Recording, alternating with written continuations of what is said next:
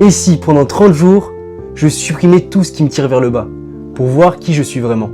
Pas de soda, pas de fast-food, pas de bonbons, pas de chocolat, pas de gâteau. Juste moi, mon corps et la discipline. Alors, bienvenue dans mon défi de janvier. Janvier, c'est souvent le mois des bonnes résolutions.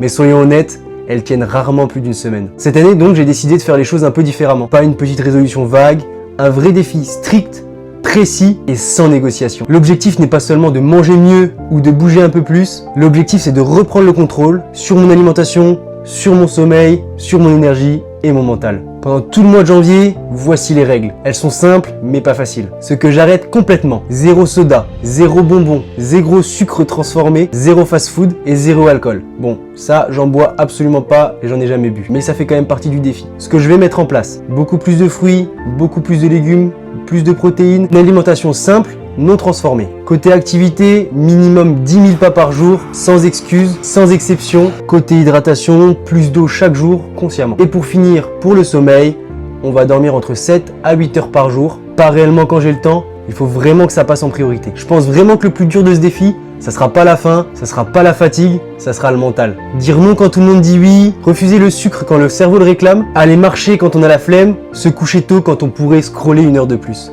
Ce défi donc, c'est pas contre la nourriture, c'est juste contre les habitudes faciles. En vrai, je fais ce défi pour une raison simple. Je veux voir réellement ce qui se passe quand j'arrête de me saboter. Quand je donne à mon corps de la vraie nourriture, du mouvement, de l'eau et du repos. Qu'est-ce que je deviens après 30 jours? Plus d'énergie, plus de clarté mentale, un meilleur sommeil, une meilleure discipline? C'est exactement ce que je veux découvrir. Et tout au long du mois, je vais vous partager mon ressenti, les moments faciles, les moments difficiles, les doutes et les victoires. Sans filtre, sans bullshit motivationnel, juste la réalité d'un vrai défi. Jour 1, le défi commence maintenant. Depuis minuit, depuis que le nouvel an a sonné, je n'ai plus touché à un soda et j'ai même pas pu manger le dessert. Je pars directement marcher pour faire mes 10 000 pas par jour. Alors, let's go. C'est plus aujourd'hui, on va dire vers 16h-17h, j'ai été marcher avec ma famille pour faire les 10 000 pas du jour. Quand je suis rentré, j'ai senti le besoin de manger un petit gâteau, un petit truc sucré. En plus de ça, eux ont mangé des petites donuts devant moi.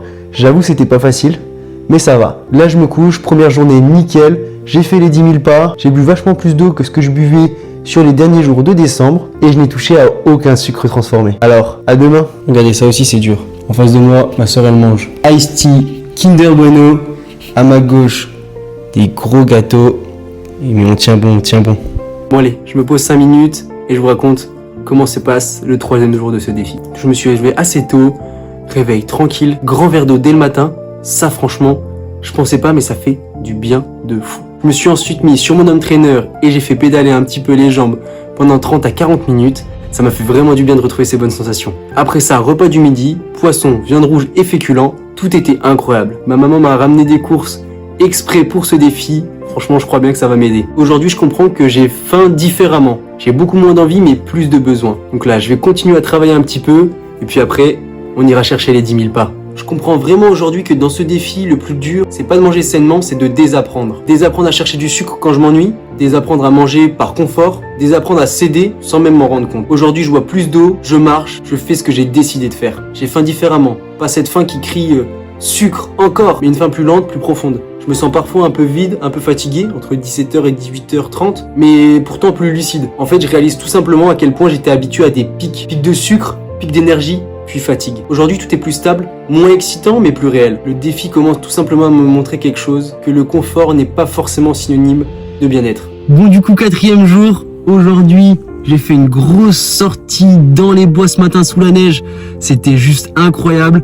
Là, je prends la route, je remonte dans mon appartement avant de reprendre le boulot demain. Et oui, il faut bien y retourner un jour. Toujours pas craqué, les 10 000 pas sont là. En plus de ça, aujourd'hui, j'ai tourné le premier épisode du podcast. C'est juste fou, j'ai trop hâte que ça sorte. Là, il est un peu plus de 16h, je vais goûter un peu de jambon blanc, ça va faire du bien. Et puis après, grosse nuit, parce qu'on rappelle que le sommeil c'est ultra important et ça fait partie du défi. Tout marche comme sur des roulettes, donc tip top. Voilà, on est en train de finir le 5e jour et pour la première fois, je ressens quelque chose de différent. Pas une transformation physique, pas un miracle, mais une fierté calme, une fierté silencieuse. En fait, je fais ce que j'avais dit que je ferais, jour après jour, sans chercher vraiment d'excuses. 10 000 pas ne sont plus une corvée, boire plus d'eau devient naturel. Et manger sainement également. Je suis vraiment en train de remarquer que ce défi est en train de changer quelque chose de plus profond chez moi. Je deviens plus quelqu'un qui essaie, mais quelqu'un qui agit. Et là, je vais aller courir directement pour valider mes 10 000 pas d'aujourd'hui. Alors à demain. Bon les gars, 6e jour aujourd'hui. J'ai toujours pas craqué. Ce soir, je vais au cinéma avec des amis. Ça va être la première fois de ma vie. Au cinéma, je vais pas prendre de popcorn ni de petites choses sucrées. Mais bon, c'est pas ça qui me fait vraiment peur. Je suis trop content de ce défi et honnêtement, je prends vraiment du plaisir plus que de la réelle difficulté à le réaliser. Donc c'est juste fou. C'est ça le défi aussi. Aller valider ces 10 000 pas sous la neige. Il faut le faire. Ça fait partie du défi. Quand on ne doit pas courir aujourd'hui, il faut aller marcher. C'est pas très chaud, hein. Mais c'est comme ça. Tout se passe pour le mieux, on s'habitue, petite routine. Et surtout en ce moment, on se met ça un petit déj et ça au goûter. Parce que je suis quelqu'un qui est toujours la dalle. Et honnêtement, depuis que je mange ça, ça fait vraiment du bien. Le matin, j'ai un pic d'énergie. J'ai plus de coups de barre, honnêtement. En plus de ça, on fait attention au sommeil, à l'eau, etc. Donc je pense que ça joue beaucoup. Aujourd'hui, on a passé le 7e jour. J'ai décidé de plus faire jour par jour après la première semaine. Car globalement, les jours se ressemblent. Mon corps s'habitue. Ça n'a pas été la semaine la plus simple à vivre, ni la plus compliquée. J'ai pas gagné de super pouvoir, je n'ai pas encore tout réglé. Mais je pense que j'ai gagné une chose précieuse. Je vois que je peux tenir.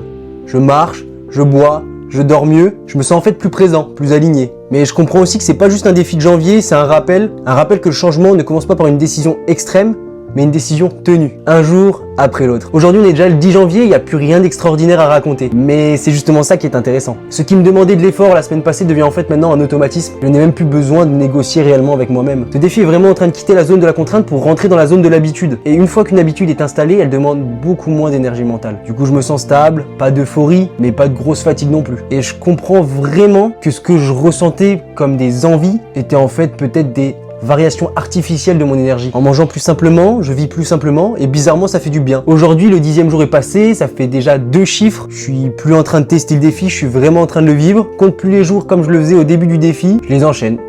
Rien de spécial de plus. Et cette continuité me donne quelque chose de précieux, la confiance en moi. On va continuer ça progressivement et je vous fais le résumé des prochains jours. Bon les gars, pour continuer le défi, j'ai acheté plein de fruits pour me forcer à passer et à essayer de goûter autre chose que des pommes que je mange actuellement.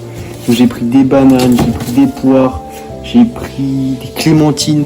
À savoir que vraiment j'étais très difficile côté alimentation. Côté alimentaire, je mangeais 0 fruits, 0 légumes. C'est pour ça que le défi a encore plus d'importance pour moi. C'est parce que je veux vraiment faire un changement radical et manger plus équilibré aussi. Donc vu que j'ai faim quand même régulièrement, pas le choix que de manger des choses plus saines. Et vu que je m'interdis sucre, j'ai envie de manger ce genre de choses pour le défi mais pour moi-même. Je continue à faire un petit peu le résumé de la suite de ce défi.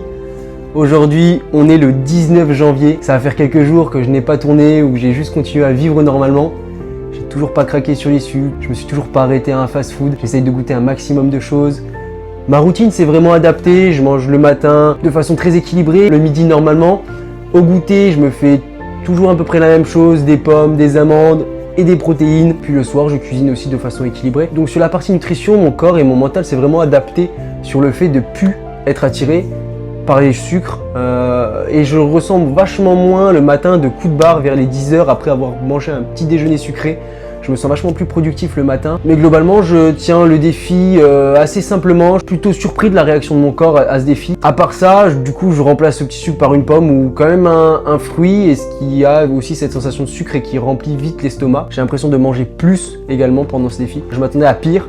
Mais bon, on va pas se plaindre, voilà, il y a des défis qui sont vraiment très difficiles, comme le défi de Goggins que j'ai fait précédemment. Ça y est, aujourd'hui on est le 22 janvier, ça fait 22 jours que je n'ai pas touché de sucre transformé, etc. comme je vous ai dit dans les récaps précédents. Honnêtement, je le vis super bien, ça m'a vraiment permis d'ouvrir les yeux sur beaucoup de choses, de créer une diversité alimentaire. Aujourd'hui, même en février, mars, avril, je ne retomberai plus dans les sucres comme j'ai fait ça auparavant.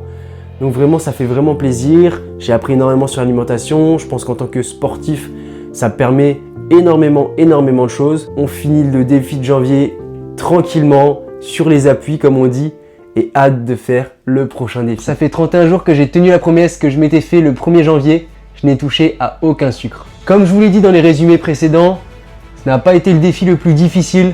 Après avoir fait le défi de David Goggins, après avoir fait le défi de janvier sans sucre, j'espère que le défi de février sera à la hauteur. Honnêtement, ce défi à faire était vraiment cool et je vous le recommande. Car le sucre, c'est vraiment une addiction. Ce qui est sûr, c'est que je ne retomberai jamais dans une addiction au sucre comme j'étais auparavant. Le sucre ne joue pas seulement avec le corps, il joue avec la tête. À force, ce ne sont plus des choix, ce sont des réflexes. fatigue, concentration en baisse, énergie en montagne russe, on croit que c'est normal, mais souvent, c'est juste un signal qu'on n'écoute plus. Alors j'ai ralenti, j'ai observé et j'ai repris le contrôle. Parce que protéger sa santé, ça commence aussi par protéger son mental. Merci à tous d'avoir suivi cette aventure. N'hésitez pas à commenter, vous abonner et partager les vidéos. En ce moment, je ressens un maximum de force. On lâche rien, on continue dans cette lancée, ça fait vraiment plaisir. Allez, à bientôt pour une prochaine vidéo.